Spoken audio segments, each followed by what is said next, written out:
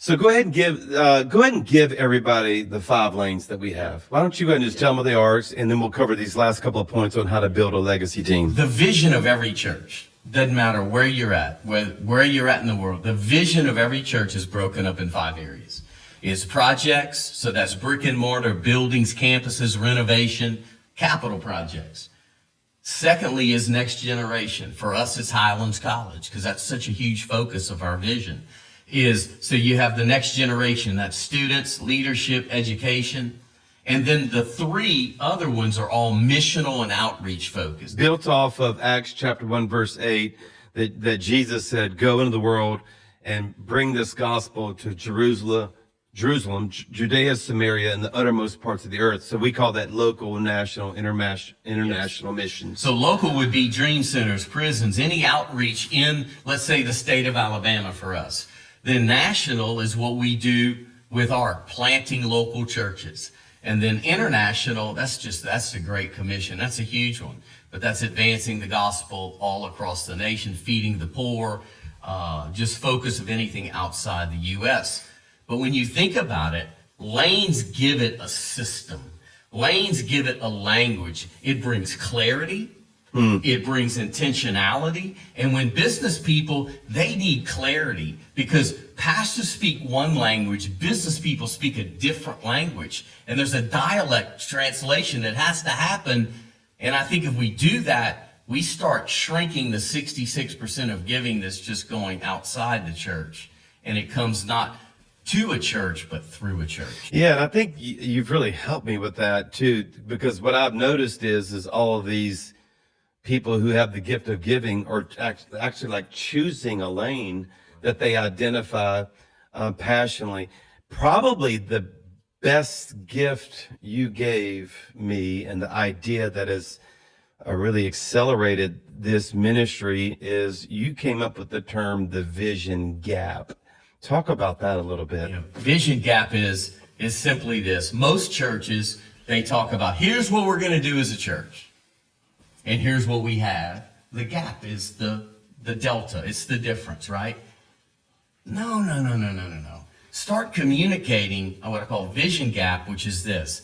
Tell them what you're going to do, and here's what we have, but let's talk about what we could do if. And you're really good at that. You send out reports of, let me tell you what your giving is already doing, but here's still our opportunities, and we give that vision gap. So the 5 principles of building a legacy team: invite them, create legacy lanes. We suggest that you start with the 5 that we believe should be in every church. Start communicating vision gap. I love this one because you're so good at it, Lee, and that is show them ways they can participate in their lane area other than giving. Right. Talk about that a little bit. Well, create moments. I think every business person longs to be, there are areas that they're poor in. And so let's help them become rich where they're poor.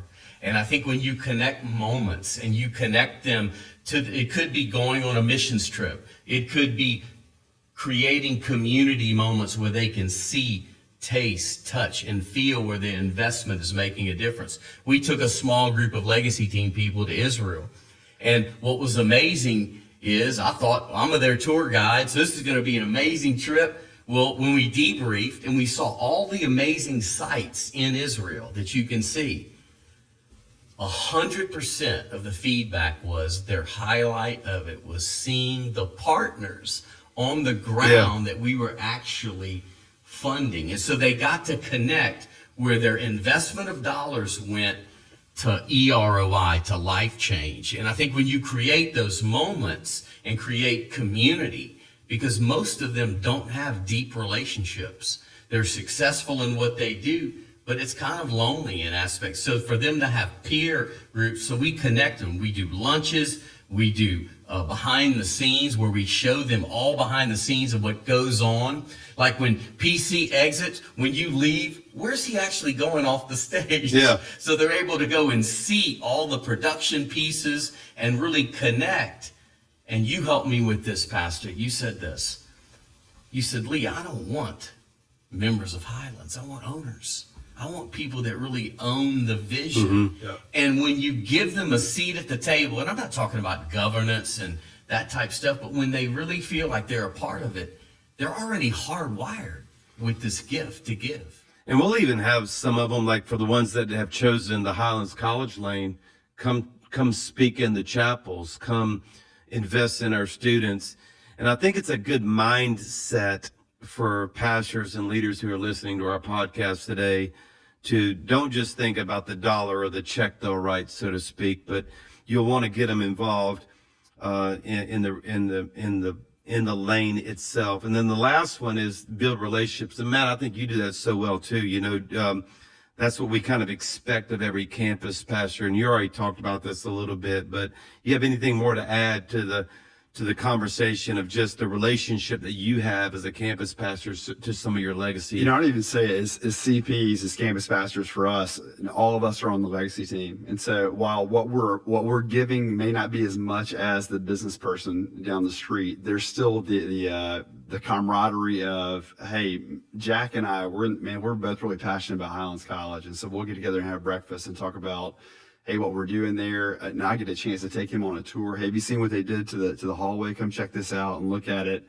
But the 5 areas that we're so passionate about, those 5 legacy lanes, they're hearing about those every single Sunday in service. And so we've not disconnected the 5 legacy lanes from what they're talking about in church.